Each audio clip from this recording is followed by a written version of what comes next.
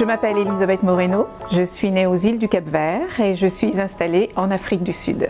J'ai été nommée vice-présidente et directrice générale pour HP, Hewlett-Packard, pour tout le continent africain en janvier 2019 et je me suis installée en Afrique du Sud au mois de septembre de la même année parce que c'est beaucoup plus facile de piloter l'Afrique en étant installée en Afrique.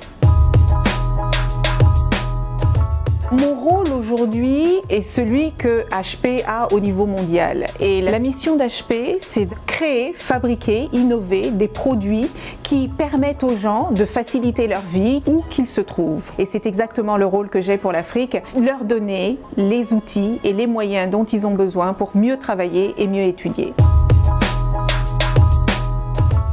Avec le boom démographique, il faut permettre à tous les jeunes, tous les enfants, qu'ils soient dans les zones rurales ou dans les zones urbaines, leur donner la possibilité d'étudier.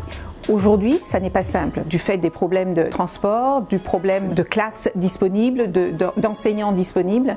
Et savoir aujourd'hui que vous pouvez offrir à des élèves la possibilité d'étudier d'où qu'ils se trouvent et quoi qu'ils aient envie d'étudier, c'est ce qui m'anime au quotidien. J'ai décidé d'étudier le droit parce que la justice me passionne, parce que je voulais devenir avocate.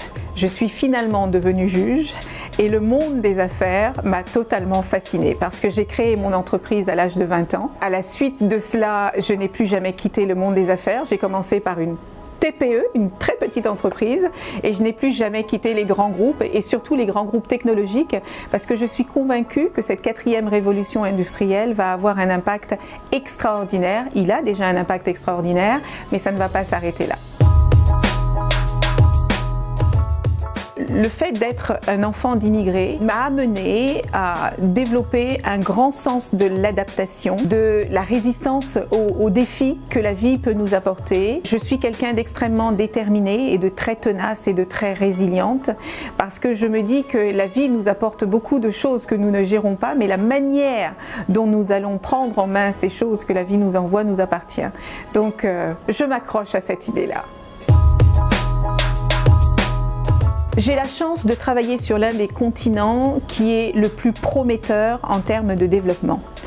C'est un continent qui est passé à côté de la première, de la deuxième et de la troisième révolution industrielle. Et ma mission, c'est de pouvoir contribuer au développement de ce continent au travers des technologies.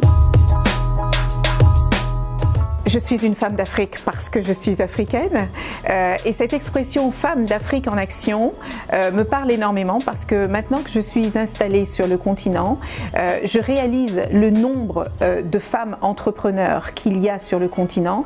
La femme africaine a toujours été en action, qu'elle en ait eu les moyens ou pas, et je suis convaincue qu'en lui donnant les moyens nécessaires, notamment par les technologies, elle pourra faire des miracles.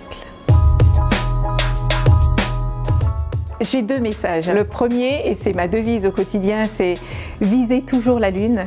Si vous la loupez, vous atterrirez peut-être dans les étoiles. » Et le deuxième, c'est cette citation de Nelson Mandela qui dit que l'éducation est l'arme la plus puissante qui soit pour changer le monde. Nickel, on a fini. Oh my goodness! C'est vrai?